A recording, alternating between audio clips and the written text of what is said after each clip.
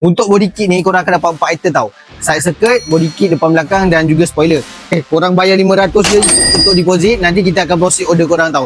Masa menunggu dalam 2 hingga ke 3 minggu je. Paling lama pun sebulan lah. Untuk owner Saga MCT, kita dah buat tempahan ataupun korang boleh masuk order lah.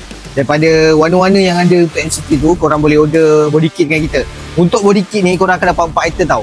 Side skirt, body kit depan belakang dan juga spoiler. Okay? Kalau korang nak tukar spoiler, sebab sebelum ni kita ada customer, dia booking tapi dia nak spoiler yang lain. So kita boleh dapatkan, tapi itu depends pada stok. Kalau stok ada, kita boleh dapatkan untuk korang. Jadi kalau korang masih tunggu lagi korang punya kereta daripada showroom, tak apa. Korang order dulu body kit dengan kita. Kereta keluar je nanti, barang sampai datang kedai kita terus pasang. So untuk warna boleh pilih ikut warna kereta korang tau. Waiting list macam tadi lah, dalam 2 ke 3 minggu lah.